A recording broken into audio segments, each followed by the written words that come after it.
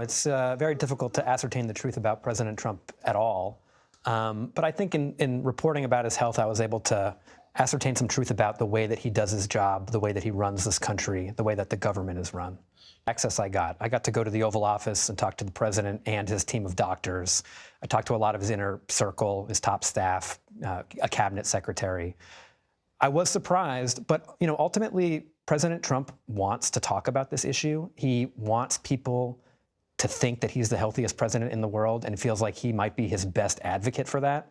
He also knows that his staff and his inner circle are going to talk very highly about him. He almost, I feel like, likes to have people go out and just praise him to the press, and so I got to benefit from that. I was surprised they were there at all. I did not expect the doctors to be there. They were standing next to a Christmas tree. It was, late December. It was just two men. I didn't know who they were, and they were each holding a piece of paper that on the top of the paper said talking points. And so they had things they wanted to get through. There were moments where they were looking at those pieces of paper. They were asked questions by me and also by Caroline Leavitt, the press secretary who was there. And it felt like, I don't know, it was a little practiced. Little choreographed. Right. So that quote came from Stephen Miller, one of the that he can, outwork and outlast his young staff, that he has powers that no mortals have, I believe is what Stephen Miller told me. And this was, one of many conversations that went this way.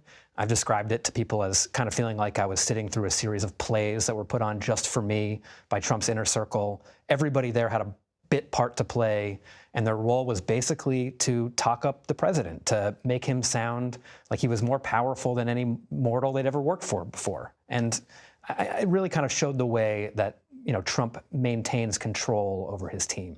I think they had to be after people saw with their own eyes that the president's ankles were swollen. I mean, you could really see it. It was like the Michelin Man. Basically, he needs to walk more to keep that under control. For he was told that walking more would help. He asked if there was anything else he could do instead. Instead of walking. Instead of walking, which seems like a pretty low bar, but he's very anti-exercise. He's told people in the past that he believes the human body is like a battery. It has a finite amount of energy. Right. The bruising on his hand, according to him and his doctors, has a lot to do with the fact that he takes way too much aspirin. He says he wants thin blood at his age, not thick blood, thin blood.